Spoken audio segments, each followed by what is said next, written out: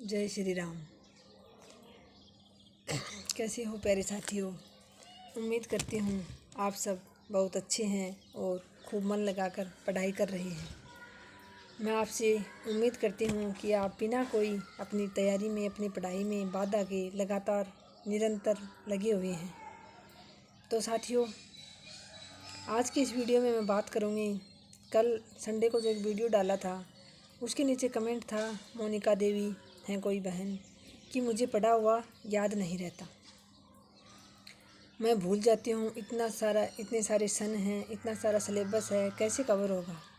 फिर उसके साथ ही नीचे एक बहुत ही प्यारी हैं सिस्टर निकिता प्रजापत, जो वास्तव में बहुत इंटेलिजेंट लगती हैं। मुझे उनके कमेंट से पता चलता है कि उनकी तैयारी बहुत अच्छी है। लेकिन फिर उन्होंने भी यही कहा कि मेरी भी यही प्रॉब्लम है, मुझे भी याद नहीं रहता और इतना सारा सिलेबस है, कैसे कवर होगा, कब याद होगा। तो निकिता जी हो या मोनिका जी हो या फिर उनके जैसी ही और बहुत सारी बहनें हैं या भाई हैं, सबकी सेम समस्या रहती है। क्योंकि हमारा माइंड कोई कंप्यूटर माइंड तो है नहीं कि हम एक बार पढ़ लेंगे, और ना ही हम विवेकानंद जी जितने इंटेलिजेंट हैं कि एक बार पढ़ा हुआ हमारे याद हो जाए। देखिए साथियों, हमारी सफलता में जो सबसे महत्वपूर्ण योगदान होता है वो एक तो होता है हमारे समर्पण का, हमारी ईमानदारी का, कि हम कितने सच्चे मन से, कितनी लगन से तैयारी कर रहे हैं। और दूसरा होता है साथियों रिवीजन का। रिवीजन ही डिवीज़न है। जब मैंने तैयारी शुरू की थी और मैं भी कभी कभार ऐसे कोई वीडियो सुनती थी, देखती थी, तो कहते थे कि रिवीजन करो, बार बार रिवीजन करो। तो मैं सोचती थी कि रिवीजन किस किस का करें, क्योंकि फर्स्ट ग्रेड की मैं तैयारी कर रही थी। तो फर्स्ट ग्रेड के फर्स्ट पेपर में ही 10 से 12 सब्जेक्ट हैं। उसके बाद हमारे हिंदी विषय की बात करें तो इसमें भी अलग अलग हिंदी साहित्य का इतिहास, कोई काव्य शास्त्र, कोई स्नातकोत्तर स्तर वाला, कोई पत्रकारिता वाला, कोई व्याकरण वाले, कितने सारे टॉपिक हैं, किस किस का रिवीजन करें। तो शुरुआत में मुझे भी लगता था, पहले जैसे मैंने बताया था आपको, मैंने 2019-20 में तैयारी की थी। उस समय मेरी तैयारी का कोई तरीका ठीक नहीं था, क्योंकि मैं रिवीजन कर ही नहीं पाई थी, ना ही मुझे अच्छे से पाठ्यक्रम का पता था। तो इस बार मैंने एक तो सबसे पहले पाठ्यक्रम निकलवाया, उसके बाद उस पाठ्यक्रम के अकॉर्डिंग मैंने अपने नोट्स तैयार किए। और उन नोट्स का फिर मैंने साथियों, बीच में मैंने कभी किंतु परंतु नहीं सोची। कभी कभार मेरा भी मन जैसे आपका हो जाता है, आपकी तैयारी बहुत अच्छी है, लेकिन फिर भी बीच बीच में हम डिमोटिवेट हो जाते हैं। कभी कभार हमारे मन में आ ही जाता है, ना चाहते हुए भी, कि पता नहीं मेरा होगा या नहीं होगा। तो देखिए साथियों, होगा या नहीं होगा ये तो कोई नहीं बता सकता। ये तो जब परीक्षा होगी, परीक्षा के बाद जब अंतिम परिणाम आएगा तभी पता चलेगा। अब हम नहीं बता सकते। जैसे कि हम कोई टेस्ट सीरीज ज्वाइन करते हैं, उस टेस्ट सीरीज में जो बच्चा हमेशा ही प्रथम रहता है, हमेशा ही फर्स्ट रैंक लाता है, उसका भी हम ये नहीं कह सकते कि उसका अंतिम चयन हो जाएगा। क्योंकि साथियों, अंतिम चयन के पीछे तो बहुत सारी लॉजिक काम करते हैं वहाँ। एक तो सबसे बड़ा जो लॉजिक काम करता है वो तो साथियों हमारी तैयारी का तो है ही है, हमारे रिवीजन का तो है ही, लेकिन उसके अलावा उन 3 घंटे जो परीक्षा में हमें मिलते हैं, उन 3 घंटे का हम प्रबंधन कितने अच्छे से करते हैं, उन 3 घंटे को हम कितने अच्छे से हम सदुपयोग करते हैं हमारे मस्तिष्क को स्थिर रखते हुए, वो बहुत अधिक मायने रखता है साथियों। अब बहुत सारे साथी ऐसे होते हैं जो तैयारी तो बहुत अच्छी करते हैं, मतलब उनको सब कुछ अंगुलियों पे याद होता है, लेकिन उन 3 घंटे में वो या तो स्ट्रेस में ज़्यादा आ जाते हैं, उनके ऊपर तनाव हावी हो जाता है, या फिर जैसे प्रश्न पत्र खोलते ही पहला ही प्रश्न उनके सामने ऐसा आ गया जो उनको नहीं आ रहा, तो वहीं उनका सारा का सारा काम गड़बड़ हो जाता है। वहीं का वहीं वो सब कुछ खो देते हैं साथियों। ऐसा मेरे साथ हुआ है पहले, जब मैंने 2017 में कुछ दिन कोचिंग की थी, तैयारी की थी। उसके बाद जब मैंने एग्ज़ाम दिया 2nd ग्रेड का, तो मैं एग्ज़ाम देने गई तो मेरे सामने पहला ही प्रश्न ऐसा आ गया, मतलब मैं अपनी तरफ से पूरी तरह से संतुष्ट थी कि मेरी तैयारी बहुत अच्छी है, लेकिन मेरा पहला ही प्रश्न ऐसा आ गया कि बस पूछिए मत। मेरा ये हो गया कि कहाँ तो मैं ये सोच रही थी कि मेरा चयन हो जाएगा इस परीक्षा में, और कहाँ मुझे पहला ही प्रश्न नहीं आ रहा। तो ये क्या थी साथियों, ये मेरी कमज़ोरी थी। मैंने ये नहीं सोचा कि ये प्रश्न इतना हार्ड है तो ये मेरे लिए ही है। ये नहीं सोचा मैंने कि ये मेरे लिए तो है नहीं, सबके लिए है। उसके बाद मैंने आगे पन्ना पलट के ये नहीं देखा कि अरे पहला ही तो प्रश्न है, हार्ड है तो क्या हुआ, मुझे हो सकता है मुझे ये नहीं आ रहा है और बाकी क्या रहे हूँ। क्योंकि उस समय मैं इतना अपने आप को मजबूत बना नहीं पाई थी कि परीक्षा के स्ट्रेस को, उस परीक्षा हॉल के तनाव को मैं झेल पाऊँ। उस समय मेरे साथ बहुत बुरा हुआ था साथियों। वो पूरा पेपर मेरा इतना ख़राब गया था, जबकि मेरी तैयारी बहुत अच्छी थी। उसके बाद मैंने धीरे धीरे ऐसे ही, जैसे आप अब कहते हो, मैंने कुछ वीडियो सुने, कुछ अपने आप को इतना मजबूत बनाया कि वो 3 घंटे हमारे लिए बहुत मायने रखते हैं। और उसके बाद साथियों फिर देखो, मेहनत का तो कोई विकल्प है ही नहीं, लेकिन फिर लास्ट में साथियों कहीं ना कहीं थोड़ा बहुत किस्मत भी काम करती है। क्योंकि जो साथी पूरी मेहनत करते हैं, अपना 100% देते हैं समर्पण के साथ, और फिर भी वो किसी ना किसी वजह से रह जाते हैं, तो साथियों वहाँ जाकर कुछ तो फिर किस्मत भी काम करती है। हम ऐसा नहीं कह सकते कि पूरी तरह किस्मत काम करती है और हम किस्मत के भरोसे लग सकते हैं। जब तक हमारी तैयारी बहुत बेहतरीन नहीं होगी, तब तक हम किस्मत को दोष नहीं दे सकते। हाँ, हमारी तैयारी बहुत अच्छी है, हमने अपना 100% दिया है, सब कुछ हमने ईमानदारी से किया है, और उसके बाद भी अगर हम रह जाते हैं कुछ पॉइंटों से, कुछ नंबर से, तो वो फिर साथियों किस्मत का हाथ होता है। तो लास्ट तक तो साथियों किसी का नहीं पता, हम किसी के बारे में नहीं कह सकते, कितना इंटेलिजेंट बच्चा हो, कोई श्योर नहीं होता कि मेरा हो ही जाएगा। तो रही बात साथियों अब आपके सिलेबस की समेटने की बात, कहाँ से चली थी और कहाँ पहुँच जाती है, हमारे की याद नहीं होता। मैं बताऊँ, मैंने आपको बार बार बताया है कि अंगुलियों पर बात करूँ तो मेरे कुछ भी याद नहीं था। अगर कोई मुझे ये कह दे ना हिंदी साहित्य इतिहास का आप लेके बैठ जाओ, तो 4 कालों की बात तो अलग है, उनकी समय सीमा की बात तो थोड़ी अलग है। बाकी अगर कोई कह दे कि मुझे किसी एक लेखक की आप एकदम एक बार में रचना सुना दो, सारी उनके सन सुना दो, अंगुलियों पर याद हैं क्या, तो ऐसे याद नहीं हुआ था साथियों कभी भी। आज भी ईमानदारी से बताती हूँ कि कुछ साथी कहते हैं कि मेरे तो उंगलियों पे याद था सब कुछ, मैंने तो ट्रिक बना बना के याद किया था। तो मैंने ना तो साथियों को ट्रिक बनाई थी और ना ही मेरे कुछ भी अंगुलियों पर याद था। पर हाँ, मैंने रिवीजन इतनी बार कर लिया था कि जब भी कोई प्रश्न मेरे सामने आता था तो वो मेरा गलत नहीं होता था। मैं जो प्रश्न लेके आते थे, जैसे सुमनलता मैम लेके आते थे, और भी कुछ सरिया मैम यूट्यूब पर प्रश्न लेके आते थे अभ्यास के लिए, उन प्रश्नों को मैं हल करती थी। तो कोई भी प्रश्न मेरा ऐसा नहीं होता था जो मुझे नहीं आए। उसके बाद भी साथियों मेरे अंदर ये कॉन्फिडेंस नहीं आ पाता था कि मेरा हो जाएगा, क्योंकि मुझे लगता था, जैसे कि आप साथियों को भी लगता है, मैं जो प्रश्न डालती हूँ कम्युनिटी पोस्ट पर, वो आपको कल परसों एक साथी कह रहे थे कि ये प्रश्न मुझे सारे आते हैं, या तो आप प्रश्न सरल डालते हो।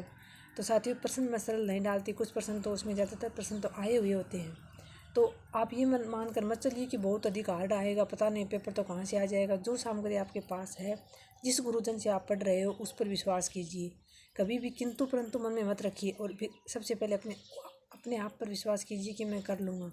नेगेटिव नकारात्मक बात तो कभी मन में आने मत दीजिए कि मेरा नहीं हो पाएगा।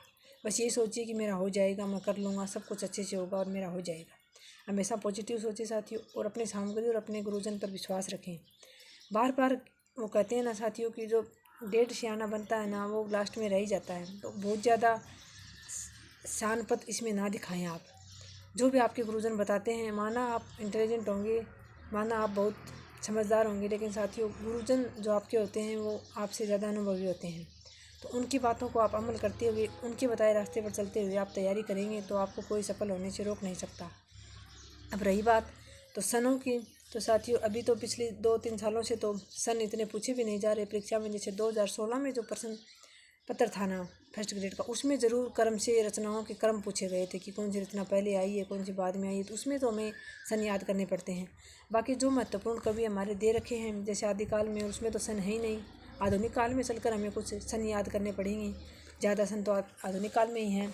तो आधुनिक काल में भी साथियों आप प्रमुख कवि जो है ना, जैसे छायावाद के 4 स्तंभ हैं, या फिर मैथिली शरण गुप्त हैं, या फिर आगे चलकर अज्ञेय जी हैं, ऐसे कुछ मतलब 10-11 ज़्यादा से ज़्यादा 15 कवि या लेखक ऐसे नहीं हैं जिनके आपको रचनाओं के सन याद करने हैं। उसमें भी आपको सारी रचनाओं के सन याद नहीं करने। जैसे आप उनकी प्रथम रचना का सन याद कर लीजिए, अंतिम रचना का याद कर लीजिए, कोई और बहुत मोस्ट इंपॉर्टेंट है उनकी रचना, पीछे के प्रश्न पत्र आप देखोगे उसमें बार बार पूछी जाती है, उसका याद कर लीजिए। फिर जब वो क्रम आएगा ना वहाँ, तो आपका आराम से हो जाएगा। ये हमारे मन में रहता है कि मुझे कुछ भी याद नहीं, कुछ भी याद नहीं। अगर आप पढ़ रहे हो साथियों, तो ऐसी बात नहीं है कि आपको याद नहीं है। अंगुलियों पे याद होना आवश्यक नहीं है। आप जब प्रश्न पत्र, ये तो है ही नहीं कि कुछ आपको लिखना है वहाँ, आपको तो 4 ऑप्शन मिलेंगे, और 4 ऑप्शन में से उत्तर तक अगर आपका पढ़ा हुआ है, 3-4 बार आपका सिलेबस हो गया है कंप्लीट, तो आप आराम से उत्तर तक पहुँच जाओगे। इतना मैं आपको पूर्ण विश्वास के साथ कह सकती हूँ। तो बिल्कुल भी नकारात्मक बात ना लाएं। बहुत कुछ साथियों की बहुत अच्छी तैयारी है, जैसा कि मैं देखती हूँ उनके जवाब से या उनके प्रश्न से ऐसा महसूस हो जाता है। तो अपनी तैयारी को बरकरार रखिए, और मन में बिल्कुल भी नेगेटिव भावना ना लाएं कि मेरी तैयारी नहीं हो रही। हाँ, सबकी ये स्वाभाविक प्रक्रिया है हमारे मन मस्तिष्क की, कि वो हमेशा ये सोचता है कि मेरी तैयारी नहीं है, मेरी तैयारी नहीं है। लेकिन आप विश्वास कीजिए। आपको अगर बिल्कुल ही अगर आप पर आत्मविश्वास नहीं आ पा रहा है तैयारी का, तो फिर आप कोई प्रश्न सोल्व करके देखिए, या फिर अभ्यास के लिए कोई पुस्तिका ले आइए, उसके आप एक टॉपिक पढ़ के उसके प्रश्न सोल्व करके देखिए कि आपको कितना टॉपिक याद हुआ। या फिर अगर आपका पाठ्यक्रम 2 से 3 बार रिवाइज हो चुका है तो आप कोई टेस्ट सीरीज ज्वाइन कर लीजिए। वहाँ आपको अपनी कमी का पता चल जाएगा कि आपका कौन सा पार्ट कमज़ोर है और कौन सा आपका मजबूत है। तो जो पार्ट कमज़ोर है आपका, उसको अच्छे से कीजिए। तो ये ज़रूरी नहीं है कि सब कुछ अंगुलियों पे याद होगा तभी आपका सिलेक्शन होगा। आप तो अपना 100% दीजिए। जितना आप ईमानदारी से, दृढ़ इच्छा शक्ति के साथ आप तैयारी कर सकते हैं उतना कीजिए साथियों। और किसी दूसरे की तरफ मत देखिए कि उसको इतना आ रहा है, उसको इतना टाइम मिल रहा है। दूसरे की बिल्कुल भी मत सोचिए। आपके पास जो समय है आप उसका सदुपयोग कीजिए, बेहतर से बेहतरीन कीजिए और बिना कुछ नकारात्मक सोचे हुए अच्छे से कीजिए ताकि आपका सिलेक्शन हो जाए। तो मोनिका जी हो, निकिता जी हो, कोई भी हो, मैं उनको यही कहना चाहूँगी कि आप मन में विश्वास रखें कि मेरे याद हो रहा है, मुझे याद हो रहा है और मैं कर लूँगी, मैं कर जाऊँगी। अपने ऊपर विश्वास रखें, अपनी सामग्री के ऊपर विश्वास रखें। बहुत अधिक सामग्री इकट्ठा ना करें। बार बार कहती हूँ, एक अपना पाठ्यक्रम अपनी आँखों के सामने रखें और अपना लक्ष्य अपनी आँखों के सामने रखें। आपका गोल आपकी आँखों के सामने लिखा होना चाहिए कि मुझे इस बार फर्स्ट ग्रेड क्रैक करनी है तो करनी ही है। उठते हुए सोते हुए उस अपने लक्ष्य पर ध्यान ज़रूर दें और अपना पाठ्यक्रम अपनी नज़रों के सामने रखें और बाकी अपने लक्ष्य में, अपने प्रयासों में ईमानदारी रखें। जितना आपसे बन पड़ता है उतना बहुत अच्छे से दें, ईमानदारी से दें और आपका चयन हो जाएगा साथियों। विश्वास रखिए इतना तो, क्योंकि मैं आपके सामने उदाहरण हूँ कि मैं बार बार आपको कहती हूँ आप रिवीजन कीजिए बार बार। मुझे भी यही लगता था लेकिन मैंने बार बार रिवीजन किया। जैसे मैं बताती हूँ आपको, फर्स्ट पेपर में जो 1-2 सब्जेक्ट आ रहे थे उनको मैंने स्किप कर दिया था। उसके अलावा मैंने जैसे हिस्ट्री है, 15 क्वेश्चन आते हैं, उनको मैंने बहुत बार पढ़ा था।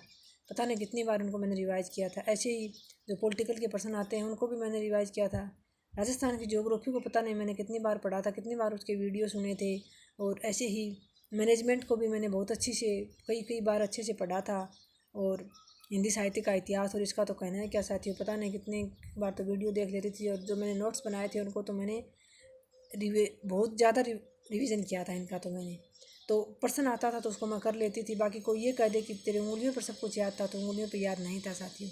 आज भी जब कोई प्रश्न आता है, जैसे यूट्यूब पर हम देखते हैं तो कम्युनिटी बॉक्स में प्रश्न डाले रहते हैं, तो मैं प्रश्न करती हूँ तो फट से सही हो जाता है, वो मैं सूत्र तक पहुँच जाती हूँ। लेकिन कोई ये कह दे कि वैसे आप बताओ, इनके अपनी सन बताओ, इनकी सारी रचनाएं बताओ, तो ना तो मैंने कभी कोई ट्रिक बनाई थी और ना ही मैंने इतनी रट के बहुत अधिक याद की थी। हाँ, मैंने रिवीजन किया था और रिवीजन ही डिवीज़न है। इस बात को आप अच्छे से अपने दिमाग में बैठा ले। जितना ज़्यादा उसके ईमानदारी से रिवीजन कीजिए, अपने दिमाग को स्थिर रखिए, इधर उधर की बातों से दूर रखिए अपने दिमाग को और बहुत अच्छे से एक जगह स्थिर रखें और अपने लक्ष्य के प्रति ईमानदारी से मेहनत कीजिए साथियों। निश्चित रूप से भाग्य भी आपका साथ देगा, भगवान भी आपका साथ देगा। भले ही कोई आपकी सहायता कर रहा हो घर में, भले ही आपको कोई सपोर्ट कर रहा हो, नहीं कर रहा हो, लेकिन जो अपने खुद का साथ देता है, खुद की सहायता करता है, उसकी फिर भगवान भी सहायता करते हैं। और अगर आप भाग्य के भरोसे, दूसरे के भरोसे बैठे रहोगे कि फलां व्यक्ति मेरा साथ नहीं दे रहा, फलां व्यक्ति मेरी सपोर्ट नहीं कर रहा, तो फिर आप बैठे ही रह जाओगे साथियों। और अपने सपने को आप अपनी आँखों के सामने मरते हुए देखोगे। तो अपने सपने को मरने नहीं देना है साथियों, अपने सपने को जीवित रखना है और उसको पूरा करके दिखाना है। दुनिया के सामने एक उदाहरण, एक मिसाल प्रस्तुत करनी है आपको। और आने वाले समय में जो भी एग्ज़ाम होगा, जो भी भर्ती आएगी, उसमें आपको सफल होकर और सबके सामने अपने झंडे गाड़ने हैं, अपने आप को इतनी अच्छे प्रकार से प्रस्तुत करना है कि लोग देखते रह जाएं कि क्या से क्या हो गया देखते ही देखते। तो बस विश्वास रखिए, अपने अंदर अहम की भावना, एक बात और है साथियों, अपने अंदर अहम की भावना कभी ना आने दें कि मैं ये कर जाऊंगा या मैं वो कर दूंगी, मैं ये कर दूंगी। हमारे हाथ में कुछ नहीं है साथियों। करने कराने वाला एक ऊपर बैठा है जो सबके कर्मों का लेखा जोखा रखता है, सबको उनके हिसाब से देता है। तो अहम की भावना बिल्कुल भी ना रखिए। मैं सफल हो गई, मेरे हाथ में मेहनत थी, लेकिन मैं ये कभी नहीं करती कि मैंने ये कर दिया, मैंने वो कर दिया। मैं तो ये सोचती हूँ कि मैं तो शायद इस लायक थी भी नहीं, लेकिन ईश्वर ने पता नहीं मेरे किस कर्म का और किस चीज़ का मुझे इतना बड़ा आशीर्वाद दिया कि मुझे इतने अच्छी पोस्ट पे पहुँचा दिया। तो साथियों, सिर्फ ईमानदारी से अपनी मेहनत की थी और ईमानदारी से ही मेहनत आप कीजिए। बाकी ज़्यादा दिमाग में कुछ लाइए मत इधर उधर की बातें, और ईमानदारी से अपनी मेहनत करते हुए और लगे रहिए साथियों। निश्चित रूप से आप सबके लिए दुआएं हैं, आप सब ज़रूर कामयाब होंगे और आने वाले अंतिम परिणाम की सूची में आपका नाम आपको ज़रूर नज़र आएगा। धन्यवाद साथियों। जय हिंद, जय भारत।